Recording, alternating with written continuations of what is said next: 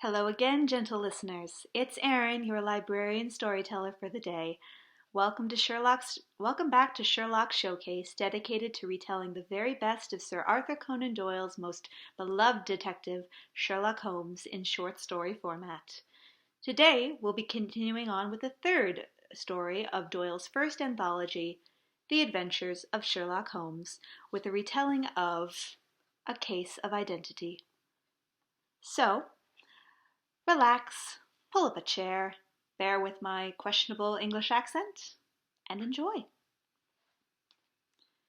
"My dear fellow," said Sherlock Holmes as we sat on either side of the fire in his lodgings at Baker Street, "life is infinitely stranger than anything which the mind of man could invent. We would not dare to conceive the things which are really mere commonplaces of existence. If we could fly out of that window hand in hand, hover over this great city, gently remove the roofs and peep in at the queer things which are going on, the strange coincidences, the plannings, the cross purposes, the wonderful chain of events, working through the generations and leading to the most auteur results, it would make all fiction with its conventionalities and foreseen conclusions most stale and unprofitable." "And yet I am not convinced of it," I answered. "The cases which come to light in the papers are, as a rule, bald enough and vulgar enough. We have in our police reports realism pushed to its extreme limits. And yet the result is, it must be confessed, neither fascinating nor artistic.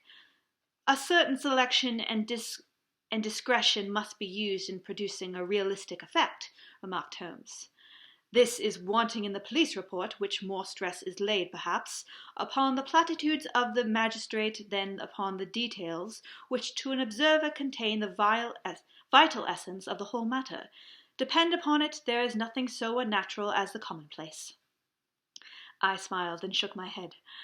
I can quite understand your thinking so," I said. "Of course, in your position of unofficial adviser and helper to everybody who is absolutely puzzled throughout 3 continents, you are brought in contact with all that is strange and bizarre. But here," I picked up the morning paper from the ground, let us put it to a practical test. Here's the first heading upon which I come: A husband's cruelty to his wife. There is half a column in print, but I know without reading it that it is all perfectly familiar to me. There is, of course, the other woman, the drink, the push, the blow, the bruise, the sympathetic sister or landlady. The crudest of writers could invent nothing more crude." "Indeed, your example is an unfortunate one for your argument," said Holmes, taking the paper and glancing his eye down on it. "This is the Dundas separation case, and as it happens, I was engaged in clearing up some small points in connection with it. The husband was a teetotaler, there was no other woman, and the conduct complained of was that he had drifted into the habit of winding up every meal by taking out his false teeth and hurling them at his wife, which, you will allow, is not an action likely to occur to the imagination of the average storyteller. Take a pinch of snuff, Doctor, and acknowledge that I have scored over you in your example." He held out his snuff-box of old gold with a great amethyst in the center of the lid. Its splendor was in such contrast to his homely ways and simple life that I could not help commenting upon it. "Ah," said he, "I forgot that I had not seen you for some weeks. It is a little souvenir from the King of Bohemia in return for my assistance in the case of Irene Adler's papers." "And the ring?" I asked, glancing at a remarkable brilliant which sparkled upon his finger.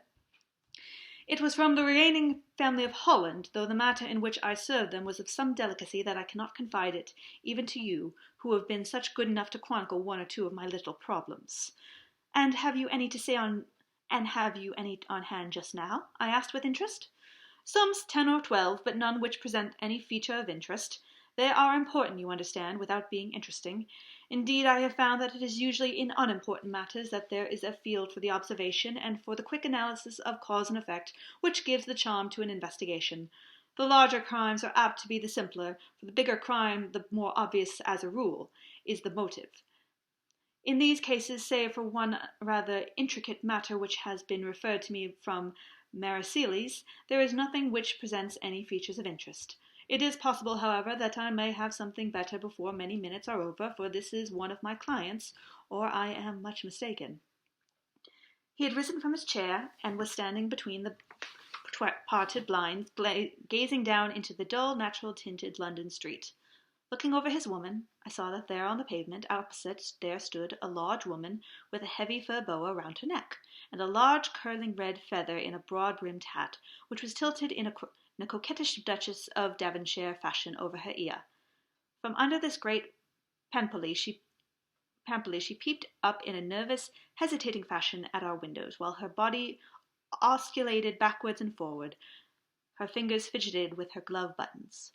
Suddenly, with a plunge, as of the swimmer who leaves the bank, she hurried across the road, and we heard the sharp clang of the bell. "I have seen these symptoms before," said Holmes, throwing his cigarette into the fire. "Osculation upon the pavement always means an affaire de coeur.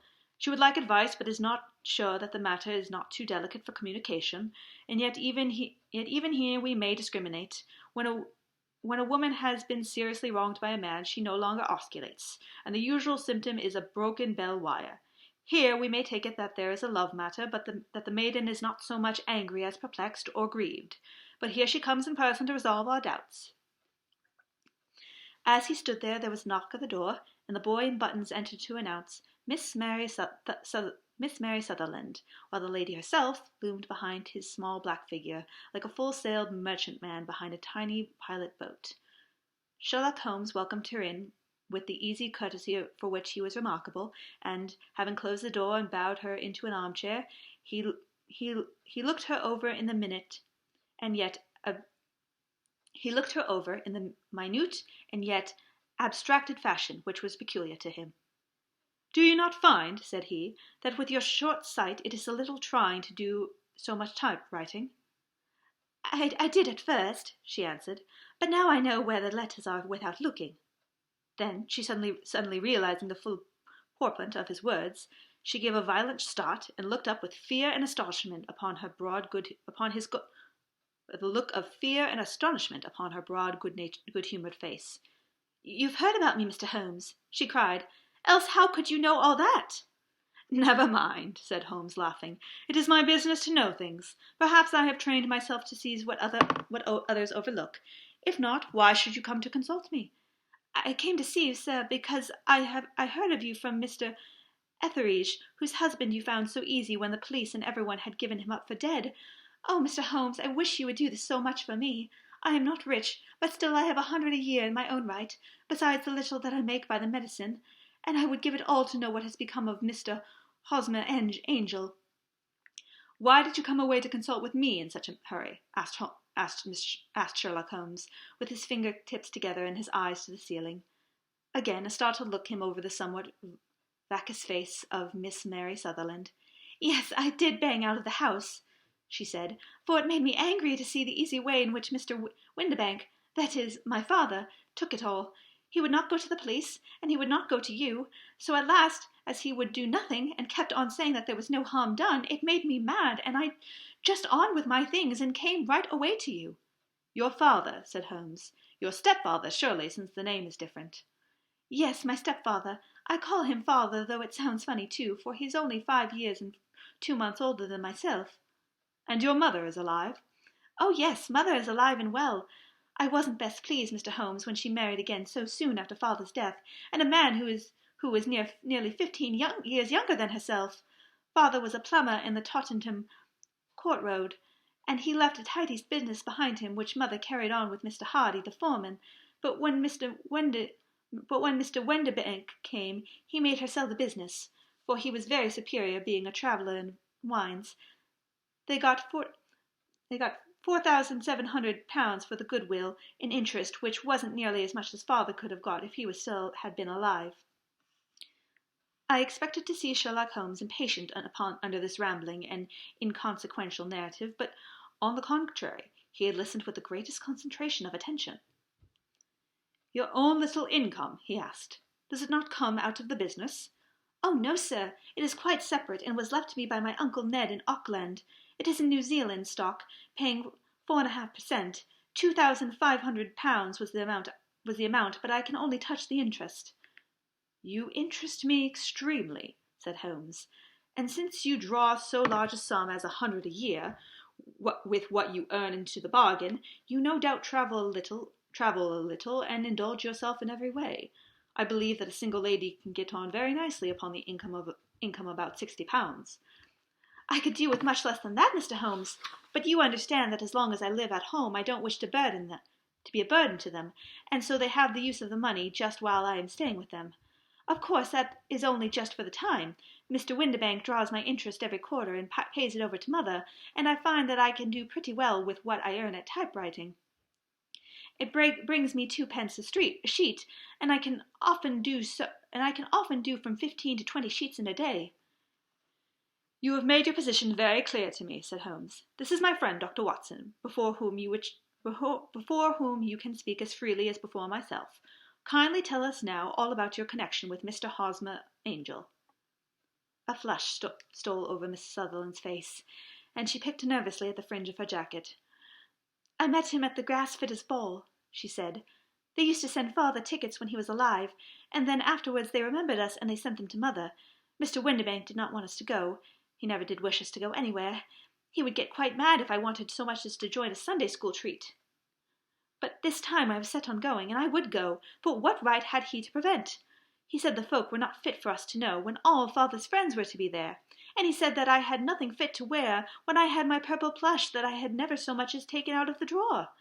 At last, when nothing else would do, he went off to France under the business of the firm, but we went, mother and I, with Mr. Hardy, who used to be our foreman, and it was there I met Mr. Hosmer Angel.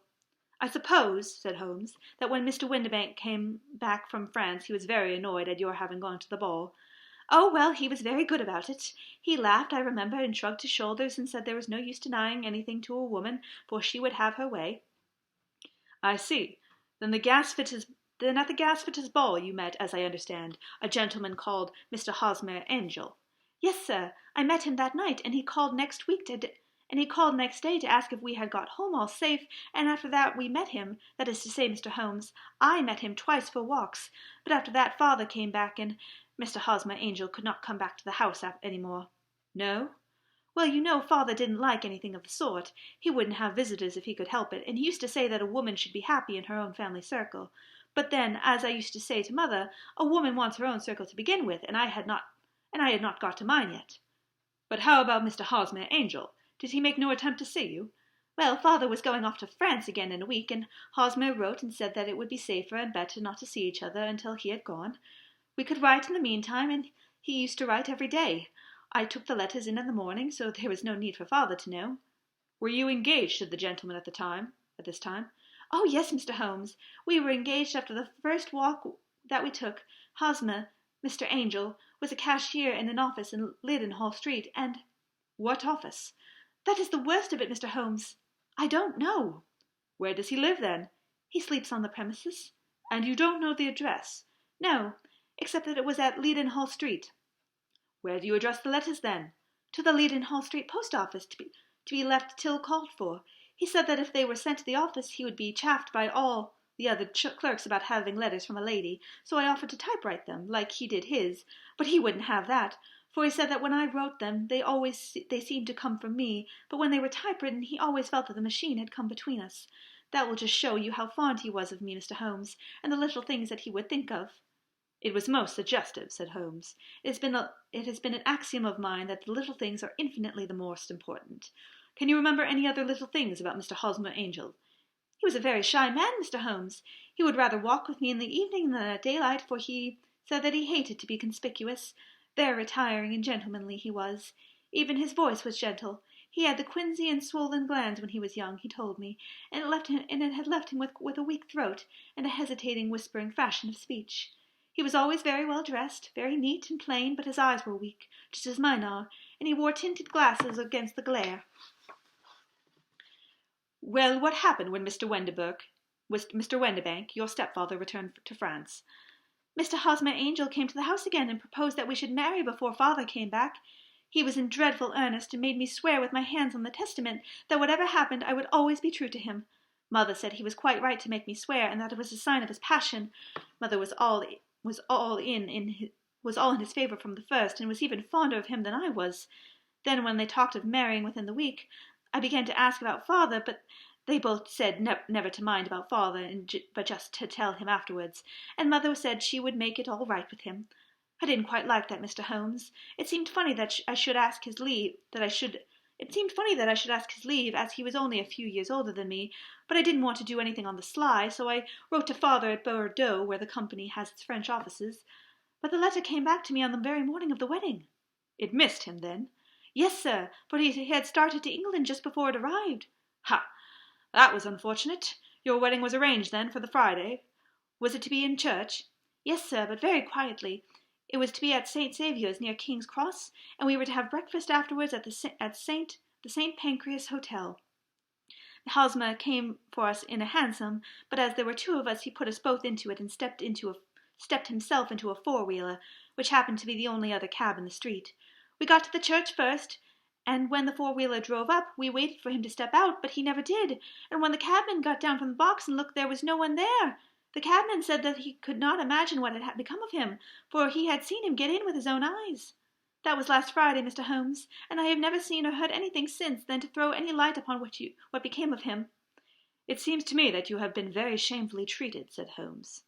Oh, no, sir. He was too good and kind to leave me so. Why, all the morning he was saying to me that, whatever happened, I was to be true, and that even if something quite unforeseen occurred to separate us, I was always to remember that I was pledged to him, and that he would claim his pledge sooner or later.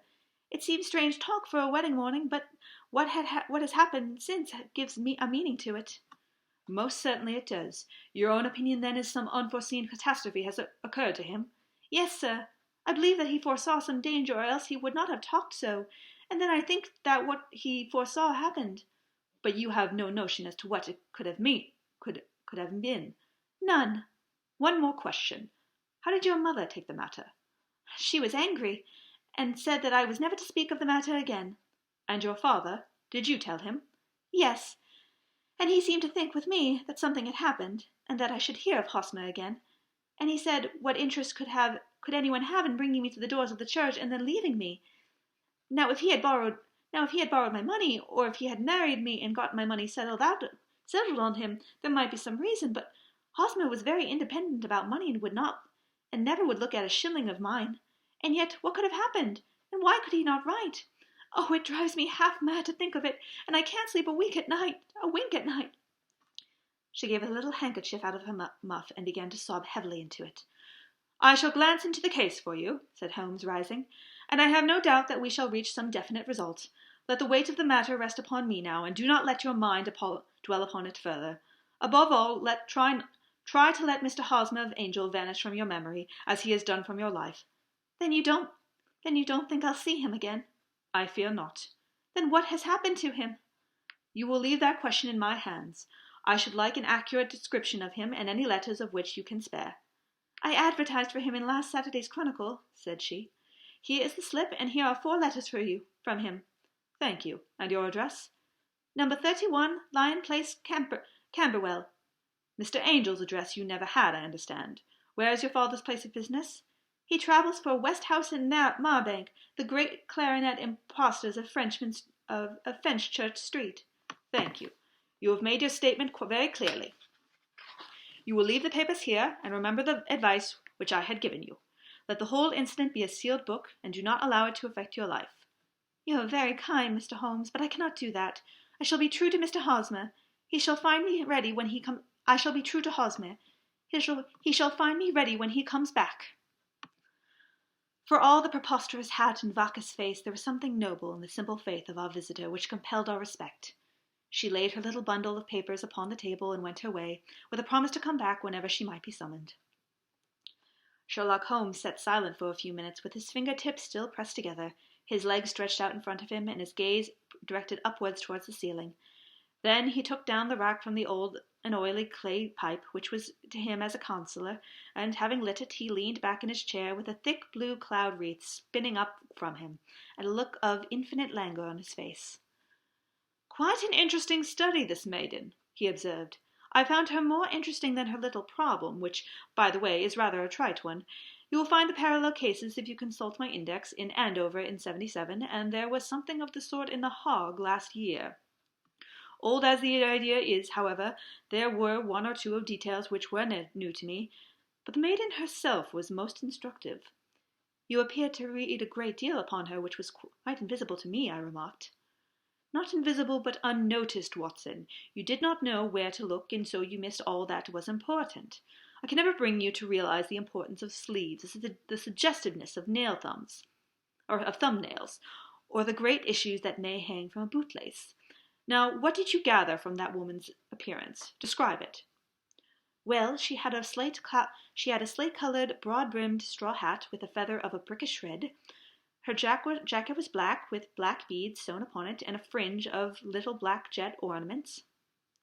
Her dress was brown, rather darker than coffee color, with a little purple plush at the neck and sleeves. Her gloves were grayish and were worn through at the right forefinger. Her boots I did not observe. She had small, round, hanging gold earrings, and a general air of being fairly well-to-do in a vulgar, comfortable, easy-going way. Sherlock Holmes clapped his hands softly together and chuckled. Upon my word, Watson, you are coming along wonderfully. You really have done very well indeed. It is true that you have missed everything of importance, but you have hit upon the method, and you have a quick eye for color. Never trust to general impressions, my boy, but concentrate yourself upon details. My first glance is always at a woman's sleeve. In a man it is perhaps better to take the knee of the trouser. As you observe, this woman has plush upon her sleeves, which is a most useful material for showing traces. The double line a little above the wrist, where the typewriter presses against the table, was beautifully defined. The sewing machine of the hand type leaves a similar mark, but only on the left arm, and on the side it is furthest from the thumb, instead of being right across the broadest part, as this was. I then glanced at her face, and observing the dint of pince nez at either side of her nose, I ventured a remark upon short sight and typewriting, which seemed to surprise her. It surprised me. But surely it was obvious. I was then much surprised and interested on glancing down to observe that, though the boots which she was wearing were not unlike each other, they were really odd ones. The one having a slightly decorated toe cap, and the other a plain one. One was buttoned only in the 2 lower buttons out of 5, and the other at the 1st, 3rd, and 5th. Now, when you see that a young lady, otherwise neatly dressed, has come away from home with odd boots half-buttoned, it is no great deduction to say that she has come away in a hurry. And what else? I asked, keenly interested, as I always was by my friend's incisive reasoning. I noted in passing that she had written a note before going home, but after being fully dressed. You observed that her right glove was torn at the forefinger, but you did not apparently see that both glove and finger were stained with violet ink. She had written in a hurry and dipped her pen too deep. It must have been this morning, or the mark would not remain clear upon the finger. All this is amusing, though rather elementary, but I must go back to business, Miss Watson. Would you mind reading me the advertised description of Mr. Hosmer Angel? I held the little printed slip to the light. Missing, it said.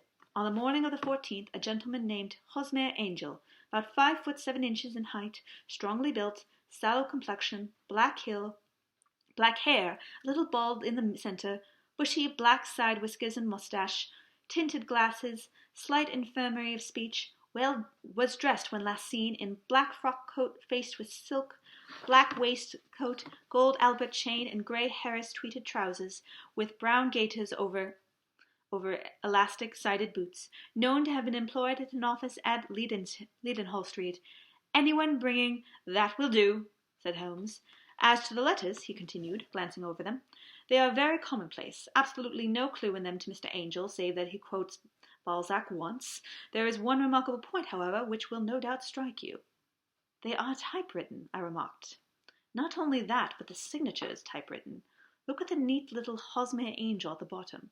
There's a date, you see, but no superscription except Leadenhall Street, which is rather vague.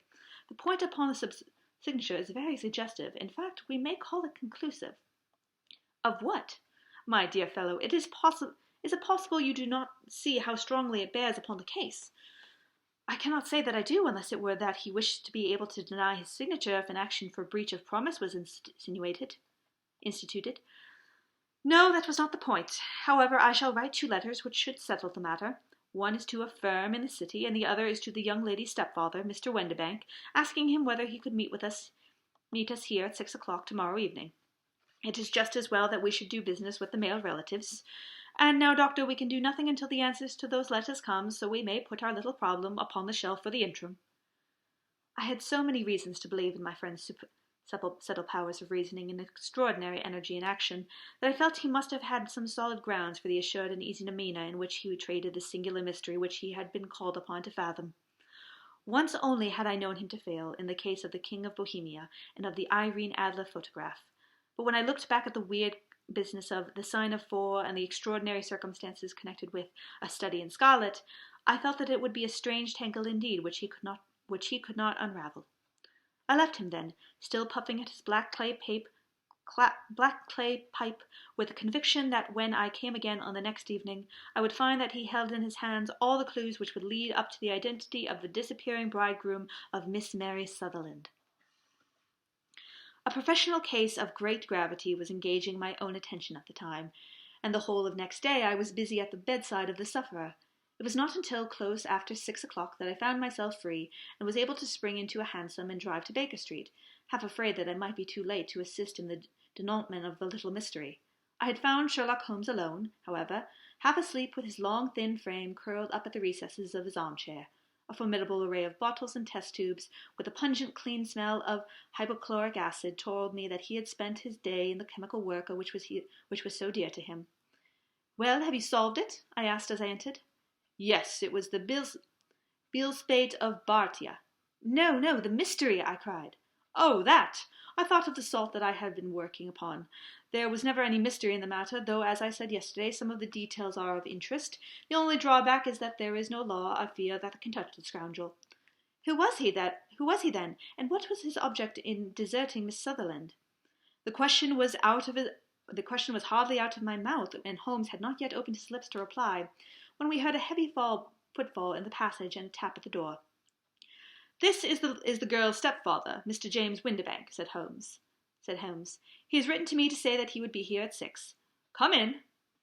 The man who entered was a sturdy, middle-sized fellow, some 30 years of age, clean-shaven, and a sallow skin with a bland, insinuating manner, and a pair of wonderfully sharp and penetrating grey eyes. He shot a questioning glance at each of us, placed his shiny top hat upon the sideboard, and with a slight bow settled down into the nearest chair. "Good evening, Mr. James Windibank," said Holmes. "I think that this typewritten letter is from you, in which you made an appointment with me for 6 o'clock?" "Yes. I am afraid that I am a little late, but I am not quite my own matter, you know. I am sorry that Miss Sutherland has troubled you about this little matter, but I think it is far better not to wash linen of the sort in public. It was quite against my wishes that she came, but she is a very excitable, impulsive girl, as you may have noticed, and she is not easily controlled when she has made up her mind on a point. Of course, I did not mind you so much, as you are not connected with the official police, but it is not pleasant to have a family misfortune like this noised about. Besides, it is a useless expense, for how could you possibly find this Hosmer Angel?" "On the contrary," Holmes said quietly, "I have every reason to believe that I will succeed in discovering Mr. Hosmer Angel." Mr. Windibank gave a violent start and dropped his gloves. "I am delighted to hear it," he said. "It's a curious thing," remarked Holmes, "that a typewriter has really quite as much individuality as a man's handwriting. Unless they are quite new, no two of them write exactly alike. Some letters get more worn than others, and some wear only on one side. Now you remark in this note of yours, Mr. Windibank, that in every case that there is some little slurring over the E, and a slight defect in the tail of the R. There are 14 other characteristics, but those are the most obvious. We do all our correspondence with this little machine at the office, and no doubt it is a little worn," our visitor answered, glancing keenly at Holmes with his bright little eyes. "And now I will show you what is really a very interesting study, Mr. Windibank," Holmes continued.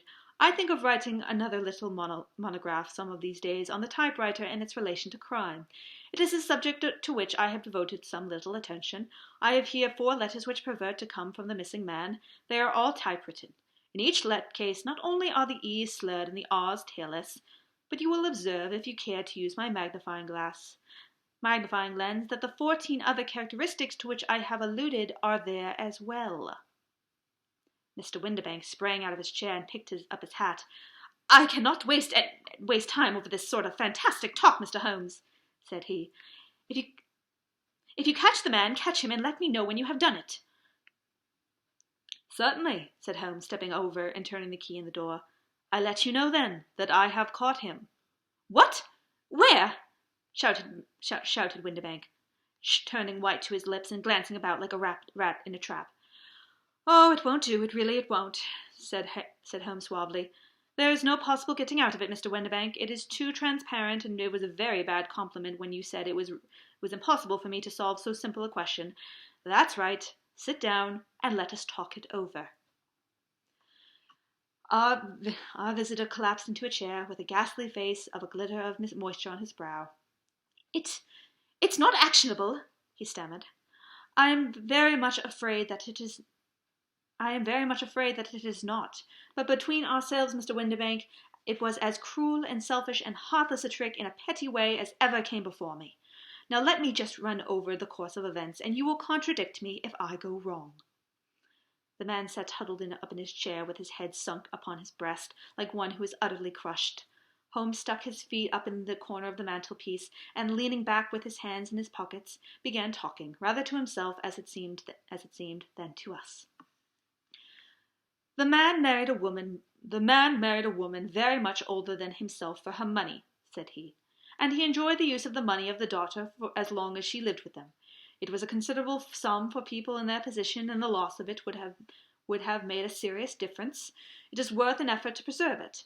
The daughter was a good, amiable disposition, but affectionate and warm-hearted in her ways, so that it was evident that her fair personal advantages and her little income she would not be allowed to remain single long. Now her marriage would mean, of course, the loss of 100 a year. So what does the stepfather do to prevent it? He takes the obvious course of keeping her at home and forbidding her to seek the company of people of her own age. But soon he found that would not answer forever. She became restive, insisted upon her rights, and finally announced her positive intention of going to a certain ball. What does her clever stepfather do then? He conceives an idea more credible to his head than to his heart. With the convenience and assistance of his wife, he disguised himself, covered those keen eyes with tinted glass, masked the face with a moustache and pair of bushy whiskers, sunk that clear voice into an insinuating whisper, and doubly secured an account of the girl's short sight, he appears as Mr. Hosmer Angel, and keeps off other lovers by making love himself. It was only a joke at first, groaned our visitor. We never thought that she would have been so carried away. Very likely not. However that might be, the young lady was very decidedly carried away, and, having quite made up her mind that her stepfather was in France, the suspicion of treachery never for an instant entered her mind. She was flattered by the gentleman's attentions, and the effect was increased by the loudly expressed admiration of her mother. Then Mr. Angel began to call, for it was obvious that the matter should be pushed as far as it would go if a real effect were to be produced. There were meetings and engagement, which would finally secure the girl's affections from turning towards anyone else. But the deception could not be kept up forever. These pretended journeys to France were rather cumbrous. The thing to do was clearly to bring the business to an end in such a dramatic matter that would leave a permanent impression upon the young lady's home, and prevent her from looking upon any other suitor for some time to come. Hence those vows of fidelity exacted upon a testament, and hence also the allusion to a possibility of something happening on the very morning of the wedding. James Windibank wished Miss Sutherland to be so bound to Hosmer Angel, and so uncertain as to his fate, that for more than for 10 years to come, at any rate, she would not listen to another man. As far as the church door he brought her, and then, as he could go no further, he conveniently vanished away by the old trick of stepping in at one door of a four-wheeler and out the other. I think that was the chain of events, Mr. Windibank. Our visitor had recovered something of his assurance while Holmes had been talking, and he rose from his chair with a cold sneer upon his pale face. It may be, or it may not, Mr. Holmes, said he, But if you are so very sharp, you ought to be sharp enough to know that it is you who are breaking the law now, and not me. I have done nothing actionable from the first, but as long as you keep that door locked, you lay yourself open as an action for assault and illegal constraint.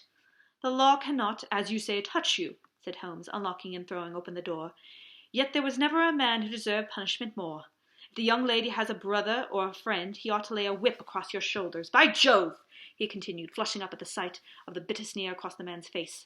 It is not part of my duties to my client, but there is a hunting crop handy, and I think I shall just treat myself to... He took 2 swift steps to the whip, but before he could grasp it there was a wild clatter of steps upon the stair, the heavy hall door banged, and from the window we could see Mr. James Wenderbank running at the top of his speed down the road.